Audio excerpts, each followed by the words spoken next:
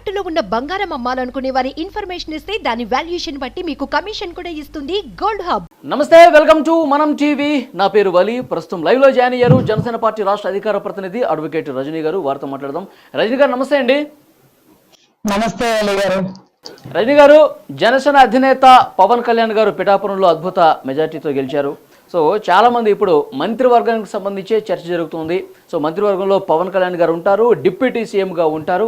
ఆయన ఏ శాఖ తీసుకోవాలని చెప్పి చర్చ కూడా పెద్ద ఎత్తున జరుగుతుంది. కొంతమంది ఏమో ఫ్యాన్స్ హోంమంత్రి కావాలంటున్నారు, మరికొంతమంది ఏమో ఆయనకి వ్యవసాయం అంటే చాలా ఇష్టం. చాలా సందర్భాల్లో పవన్ కళ్యాణ్ గారు కూడా చెప్పారు.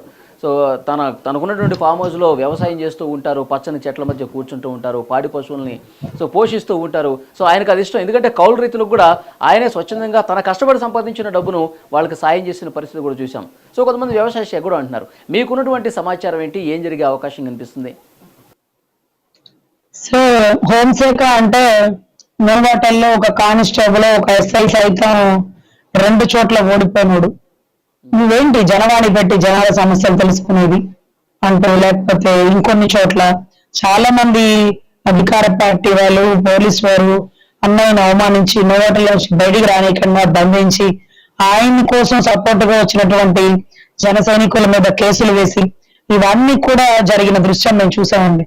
సో ఇక్కడ జైలు శాఖ మీద మక్కువ అంటే జైల్లో ముద్దాయిగా ఉంటాడా? హోంశాఖ మీద అంటే పోలీసుల మీద కోపం వస్తే హోమ్ మినిస్టర్ తీసుకుంటాడా? ఒక రైతు బిడ్డ కూడా కాదే, మరి రైతు అంటే అంత మక్కువ ఏంటి?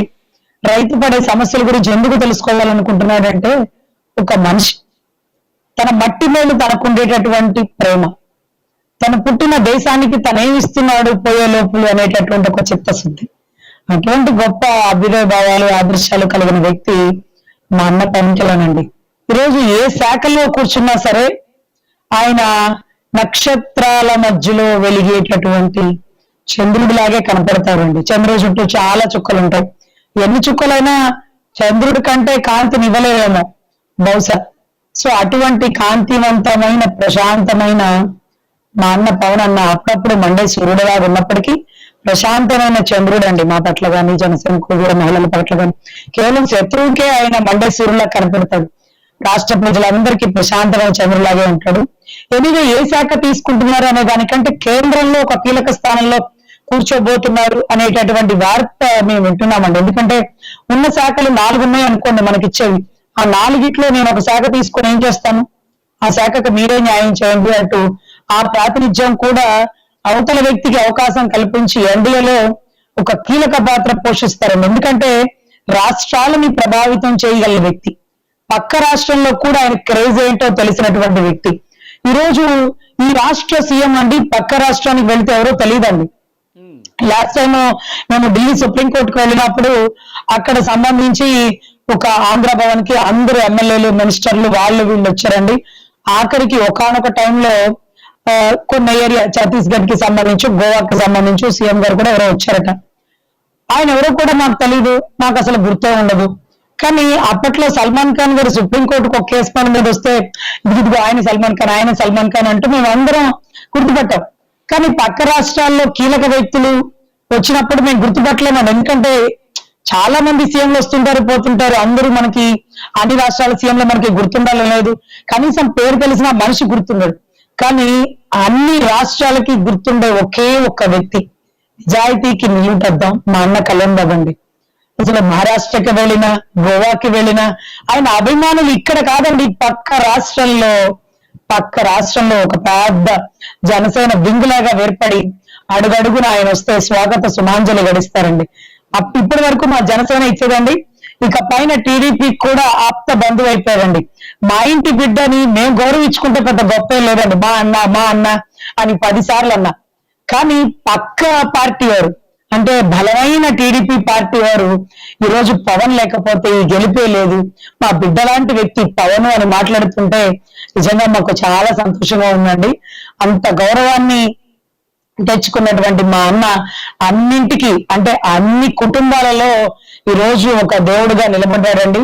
పిఠాపురంలో పోటీ చేస్తున్నప్పుడు దత్తపుత్రుడు అని మొరిగినటువంటి గొంతు ఈరోజు పవన్ కళ్యాణ్ గారు అని ఫస్ట్ టైం పేరు పిలవాల్సి వస్తే గుర్తుపెట్టుకో, జగన్ మోహన్ రెడ్డి మా అన్నని గారు అని నువ్వు ప్రస్తావిస్తావు, గుర్తుపెట్టుకో. ఇప్పటి వరకు దత్తపుత్రుడు అని మరుగుతున్నావు కదా, గుర్తుపెట్టుకో. ఇక పైన ఆయన పేరు ప్రస్తావించవలసి వస్తే గుర్తుపెట్టుకో, ఆయన పేరు కూడా ఎప్పుడు ప్రస్తావించావు కదా. దత్తపుత్రుడు ఆయన ఒక్కడ ఉన్నాడు, దత్తపుత్రుడు అక్కడ తిరుగుతున్నాడు, దత్తపుత్రుడికి పేమెంట్ ఎండింగ్ అని మరుగుతుంటావు కదా. ఒకవేళ మా అన్న పేరు జగన్మోహన్ రెడ్డి గారు, పవన్ కళ్యాణ్ గారు, ఈ కూటమిలో ఉన్న పవన్ కళ్యాణ్ గారు కూడా అదే సార్, అదే వింత ఏంటంటే మేము ఎన్నోసార్లు డిబేట్ లో చెప్పేదానండి. నువ్వు ఒకవేళ మా అన్న పేరు పిలవాల్సి వస్తే పేరు చివర గారు పెట్టుకునే పిలిపించుకుంటాడు.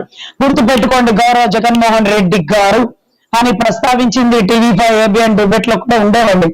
ఎందుకంటే ఆ గారు అని ప్రస్తావించేలాగా మా అన్నని తీర్చిదిద్దుతాం, గారు అని ప్రస్తావించేలాగా మా అన్నకి ఆ గౌరవాన్ని దక్కిస్తాం అంటూ మేము శపథాలు చేసుకున్నామండి.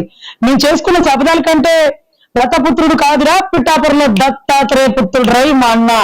ఈరోజు పిఠాపురంలో పట్టాభిషేకం అవుతుంది, అరణ్యవాసం, కన్నీటి పర్యంతమైనటువంటి అన్ని అరణ్య కాండలు, సుందర కాండలు అన్ని అనుభవించాక ఈ రోజు పట్టాభిషేక తరుణం చూడబోతున్నామండి. వీటన్నిటికంటే మించి ఏదైతే కూటమి కలవడానికి, భారీ గెలుపు రావడానికి, man of the match, game changer అన్ని పవన్ కళ్యాణ్ గారిని మనస్ఫూర్తిగా భావిస్తున్నామండి. ఎనీవే కీలక పాత్ర పోషించే పరిస్థితి కనిపిస్తుంది అంటారా? ఎందుకంటే భారతీయ జనతా పార్టీకి ఒంటరిగా ప్రభుత్వం ఏర్పాటు చేసే మెజార్టీ లేదు కాబట్టి ప్రాంతీయ పార్టీలు ప్రస్తుతం కీలక పాత్ర పోషిస్తున్న ఈ సమయంలో పవన్ కళ్యాణ్ కూడా ఎన్డీఏ వైపు చాలా కీలక పాత్ర పోషించే అవకాశం కనిపిస్తుంది. కేంద్రంలో చక్రం తిప్పే అవకాశం పవన్ కళ్యాణ్ గారు ఉండబోతున్నారు అని చెప్పి చర్చ ఉంది. ఏమంటారు?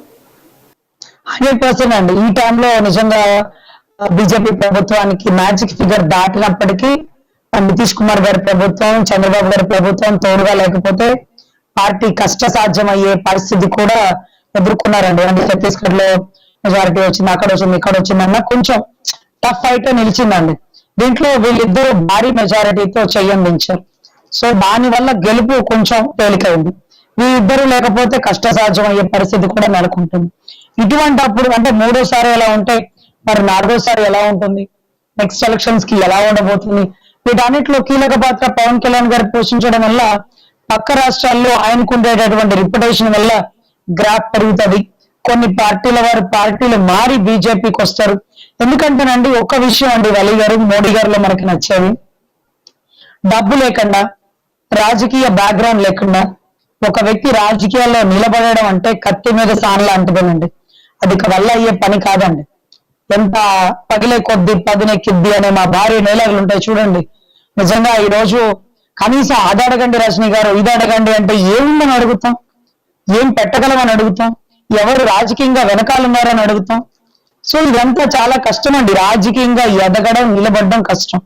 కానీ ఆయన కొన్ని RSS సిద్ధాంతాలతో అప్పట్లో LK అద్వానీ గారితో, అటల్ బిహారీ వాజ్పేయి గారితో చేసిన సుదీర్ఘ ప్రయాణంలో మొనార్క్ లాగా నిలబడ్డాడండి. ఈ రోజు బస్తీనే సవాల్ అంటూ రాజకీయాలని శాసించాడండి.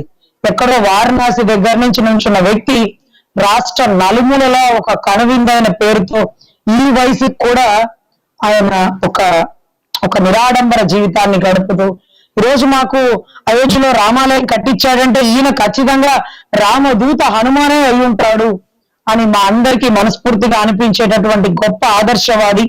రాజకీయాల్లో రావాలనుకున్నాడు, రాలేదా మోడీ గారు? కష్టపడలేదా? కష్టపడితే ఏదైనా దక్కుతుంది, పని చేయండి. ఇవాళ కాకపోతే రేపు వస్తాయి పదవులు, మనం అడగక్కర్లా, మనం చేసే పనిలోనే నచ్చి వారే పిలిచి పదవులు ఇస్తారు అంటూ మాలాంటి వారు కూడా మోడీ గారిని ఇన్స్పిరేషన్ గా తీసుకునే పరిస్థితి అండి, పవన్ కళ్యాణ్ గారిని ఇన్స్పిరేషన్ గా తీసుకునే పరిస్థితి అండి. ఎందుకంటే ఆ తల్లి చెప్పింది, అంజనాదేవి గారు, నా బిడ్డకి పాపం ఏది రాజకీయం బ్యాక్గ్రౌండ్ లేదు, నేను వెనకాల సంపాదించిన ఆస్తులు లేవు, ప్రజాదరణతో ఇబ్బందికర పరిస్థితులు ఎదుర్కొన్నప్పటికీ ఈ రోజు ప్రజా బలంతో నిలబడి గెలిచాడమ్మా. ఈ రోజు నేను ప్రతిరోజు టీ కప్పు గాజు గ్లాస్ లోనే టీ తాగుతాను అంటూ ఆవిడిచ్చినటువంటి 2 చిన్న మాటలు కన్నడి పర్యంతమైనయండి. నా బిడ్డకి భారీ మెజారిటీ గెలిపించారని. ఈ రోజు నీ బిడ్డ రాష్ట్రాన్ని శాసిస్తున్నాడు. ప్రజల గెలుపుకి కారణమైన వ్యక్తి నీ బిడ్డ, కూటమి కలవడానికి కారణమైనటువంటి నీ బిడ్డ. ఈ రోజు రాజమాతగా ఎప్పటికీ మా మనసుల్లో నిలిచిపోతావు తల్లి. అంజనీ పుత్రుడుగా మా అన్న ఈ రోజు పవన్ అన్న రాష్ట్రంలో ఫ్యాన్ గాలిని కింద పడేసి ఒక వేవ్ సృష్టించాడు. ఆ వేవ్ లో 164 సీట్లు వచ్చేసినాయి.